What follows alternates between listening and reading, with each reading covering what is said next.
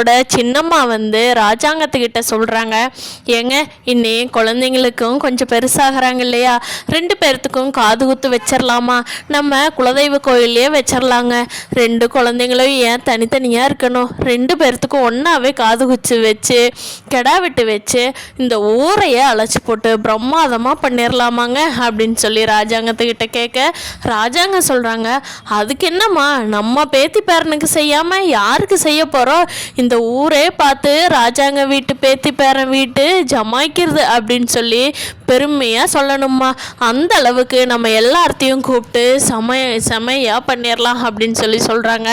அப்போ கருப்பு இருந்துக்கிட்டு, ஐயா ஆமாம் ஐயா நான் ஆச்சுங்கய்யா, எல்லாம் எந்தெந்த ஊரில் எந்தெந்த சமையல்காரர் நல்லா செய்வாரோ அவரை கூப்பிட்றது ஏன் பொறுப்பியா அப்படின்னு சொல்லிடுறாங்க. சரி கருப்பு எல்லாம் பண்ணிடலாம் கருப்பு அப்படிங்கிறாங்க. ஆமாம் நீங்கள் என்ன சொல்கிற சேது அப்படின்னு சொல்லி சேதுவை பார்த்து கேட்க, சேது அதுக்கு என்னப்பா நல்லா பண்ணிடலாம், என் குழந்தைங்க விசேஷத்தை நான் என்ன சொல்ல போகிறேன், சிறப்பாக பண்ணலான்னு தானே சொல்லுவேன் அப்படிங்கிறாங்க.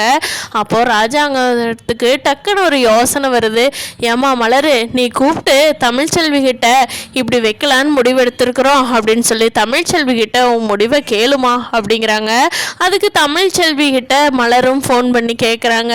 தமிழ்ச்செல்வி வந்து, அக்கா என்னால் எல்லாம் முடியாதுக்கா, என்கிட்ட இருக்கிற குழந்தைய உங்ககிட்ட கூட்டிகிட்டு வந்து ஏதோ உங்கள் புண்ணியத்தினால தான் என் குழந்தை வாழ்கிற மாதிரி என்னாலேலாம் அப்படி நடிச்சிட்டு இருக்க முடியாது, என்னால் எப்போ செய்ய முடியுதோ எனக்கு எப்போ தோணுதோ அப்போ நான் பண்ணிக்கிறேன், உங்ககிட்ட வந்து உங்கள் காலுக்கு கீழே நான் நிற்பேன், குழந்தைங்க உங்கள் முன்னாடியே எல்லார்த்து முன்னாடி என்னை தவிர மற்றவங்களை எல்லார்த்தையும் அம்மா அம்மான்னு கூப்பிட்டுட்ருக்கோம், வேடிக்கை பார்த்துக்கிட்டு ஜடம் மாதிரி ஒரு உயிரற்ற பொணம் மாதிரி நாங்கள் நிற்கணுமா, என்னால் முடியாதுக்கா, குழந்தைங்க 2ஐயும் ஒன்றா கூட்டிகிட்டு இருக்க முடியாது, நீங்கள் என்ன பண்ணுவீங்களோ பண்ணிக்கோங்க, அதுக்கும் நான் சீக்கிரம் ஒரு முடிவு பண்ணுறேன் அப்படின்னு சொல்லிட்டு கோவமாக ஃபோனை வச்சிடுறாங்க தமிழ். இதை கேட்டுட்டு மலர் வந்து ராஜாங்கத்துக்கிட்ட சொல்கிறாங்க, ஐயா இப்படி வந்து தமிழ் வேண்டான்னு சொல்லுது, 2 குழந்தைங்களையும் கூட்டிக்கிட்டு என்னால் உங்கள் கூட எல்லாம் ஒன்றா வர முடியாது, நான் தனியாக பார்த்துக்கிறேன் அப்படின்னு சொல்லுது அப்படின்னு மலர் தயங்கி சொல்கிறாங்க. அப்போது ஈஸ்வரி இருந்துக்கிட்டு, ஏன் அவளுக்கு என்னவாமா, ஜம்முன்னு கிளம்பி கார் இருக்குது எடுத்துக்கிட்டு ஓட்டிக்கிட்டு வந்தான்னா தீர்ந்தது, எல்லா செலவும் மாமா பார்த்துக்க போகிறாங்க, அவள் வந்துட்டு சாப்பிட்டு போகிறதுக்கு அவளுக்கு என்ன வலிக்குது அப்படின்னு சொல்லி கேட்குறாங்க.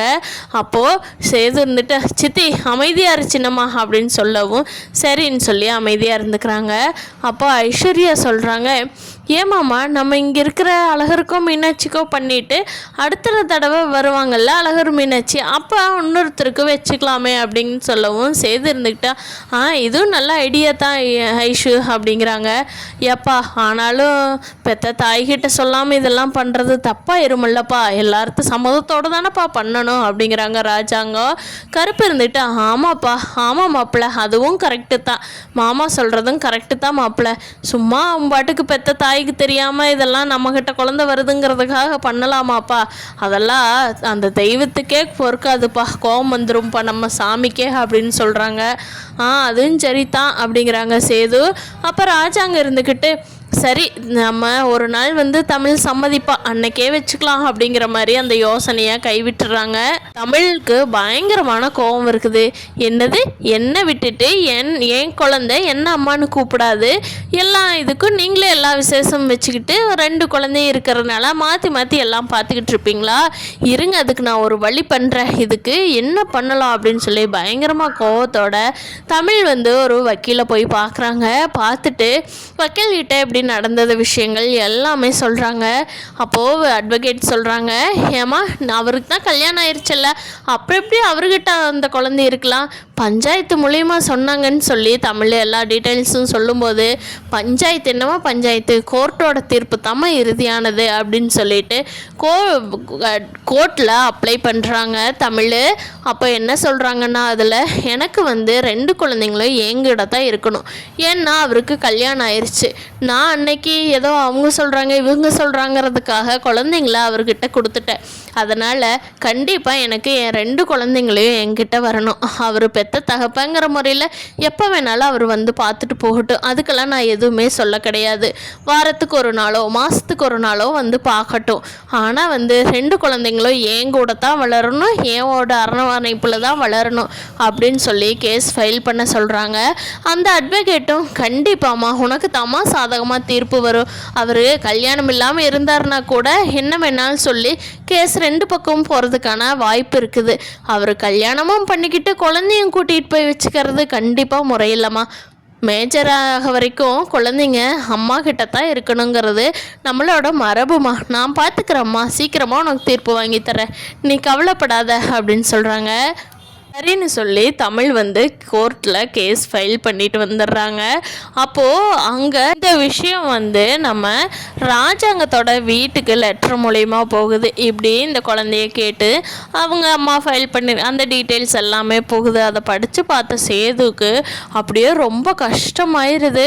இதை கொண்டு போய் ராஜாங்கத்துக்கிட்ட காட்டி, அப்பா இங்கே பாருங்கப்பா, என் குழந்தைய என்கிட்ட இருந்து பிரிக்க பார்க்குறாளே தமிழ், ஏன் மாற்றி மாற்றி ஒரு குழந்தைய வச்சுருந்தா இப்போ அவளுக்கு என்ன மோசமாக போச்சு. நானும் என் 2 குழந்தைங்க கூட எவ்வளோ சந்தோஷமாக இருக்கிறேன். இந்த குழந்தைங்களேன்னு எனக்கு பைத்தியமே பிடிச்சிரும்ப்பா. என்னால் குழந்தைங்கள விட்டு கொடுக்க முடியாது.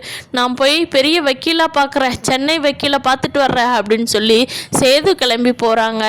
அப்போது அடுத்த கோர்ட்டில் இருந்து அந்த பெரிய வக்கீலையும் கூட்டிகிட்டு வர்றாரு. அடுத்த கேஸ் வந்து இறங்கி வர்றப்போ அப்போது அந்த வக்கீல் என்ன தான் பேசி பார்த்தாலும் இங்கே தமிழோட வக்கீல் வந்து அம்மா கிட்ட தான் குழந்தை இருக்கணும் அப்படிங்கிற மாதிரி ரொம்ப வாதாடுறதுனால, ஏப்பா உனக்கு தான் கல்யாணம் ஆயிடுச்சுல்ல, அப்புறம் எப்படி பார்த்தா அந்த குழந்தைய நீ கூட வச்சுக்க முடியும்? உன் ஒய்ஃப் அந்த குழந்தைய நல்லா பார்த்துக்குவாளா? இதெல்லாம் நடைமுறைக்கு ஒத்து வருமாப்பா? நீ ஏன் சொல்லு. கல்யாணமான உனக்கு இன்னொரு குழந்தை பிறக்கிறதுக்கு கூட வாய்ப்பு இருக்குது. ஆனால் 2 குழந்தைங்களை வச்சுக்கிட்டு உன்னோட சம்சாரம் எப்படிப்பா அந்த குழந்தைங்கள வளர்த்தாம போவா? நீ தான் கல்யாணம் பண்ணிக்கிட்ட, அதே பெத்த தாய் கல்யாணம் பண்ண முடியுதாப்பா அப்படின்னு சொல்லி ஜட்ஜு வந்து கண்டிப்பாக தமிழுக்கு சாதகமாக தீர்ப்பு வழங்கிடுறாங்க. அப்போ சேது, ஐயோ என்னால் முடியாது, என் குழந்தைங்கள நான் யாருக்கிட்டையும் விட்டு கொடுக்க மாட்டேன், நான் கல்யாணம் பண்ணிக்கிட்டாலும் அவ தனியாக நான் தனியாக தான் வாழ்கிறேன் அப்படிங்கிறாங்க. அதுக்கு ஜட்ஜு சொல்கிறாங்க, ஏன்பா நீ தனித்தனியாக வாழ்கிறீங்களா ஒன்றா வாழ்கிறீங்களா, நான் வந்து பார்த்துக்கிட்டாப்பா இருக்க முடியும், நீங்கள் கல்யாணம் ஆனது உண்மைதானே அப்படிங்க. அதெல்லாம் உண்மைதாயா, ஆகி 1 வருஷம் ஆச்சு அப்படிங்கும்போது தமிழ் சொல்கிறாங்க, அதுவும் என்னோட டெலிவரி அப்போவே ஒரு குழந்தை பிறந்துட்டு இன்னொரு குழந்தை அடுத்த குழந்தை பிறக்கிறதுக்குள்ளேயே போய் தாலி கட்டினாரு, இவர் எப்படி என் குழந்தைக்கு உரிமை கொண்டாட முடியும் அப்படின்னு தமிழ் சொல்கிறேன். நச்சுன்னு பாயிண்ட் எல்லாம் பார்த்துட்டு ஜட்ஜு சொல்லிடுறாங்க, கண்டிப்பாக 2 குழந்தையும் அந்த பொண்ணுக்கிட்ட தான் இருக்கணும், அந்த பொண்ணுக்கு குழந்தைங்களை வளர்த்துறதுக்கான செலவெல்லாம் நீ தான் கொடுக்கணும், நீ அப்பப்போ போய் பார்த்துக்கிட்டு வரலாமே தவிர குழந்தைக்கு நீ உரிமை கோர முடியாது அப்படின்னு சொல்லி ஜட்ஜ்மெண்ட் கொடுத்துட்றாங்க. இதை கேட்ட சேதுவுக்கு என்ன பேசுறதுனே தெரியாமல் அப்படியே தொண்டைக்கு தண்ணி ஒரு மாதிரி சோகமாக ஒரு மாதிரி டயர்டாகி மண்டி போட்டு உட்கார்றாரு. ஐயோ கடவுளே, என் குழந்தைகள் விட்டு நான் இருக்க முடியுமா அப்படின்னு சொல்லி அப்போ கூட ஒரு குழந்தை கையில் தான் வச்சுருக்காரு. அதை வந்து அட்வொகேட்டு தான் வாங்கிட்டு போய் தமிழ்கிட்ட கொடுக்குறாங்க. தமிழ் முகத்தில் அவ்வளோ சந்தோஷமாக இருக்குது. இப்படி தான் சின்ன மருமகள் அடுத்த கதை நகரப்போகுதுன்னு நான் நினைக்கிறேன். ஃப்ரெண்ட்ஸ், நீங்கள் என்ன நினைக்கிறீங்கன்னு கீழே கமெண்ட் பண்ணுங்கள். நம்ம சேனலை லைக் பண்ணிவிட்டு இன்னும் சப்ஸ்கிரைப் பண்ணாதவங்க சப்ஸ்கிரைப் பண்ணிக்கோங்க.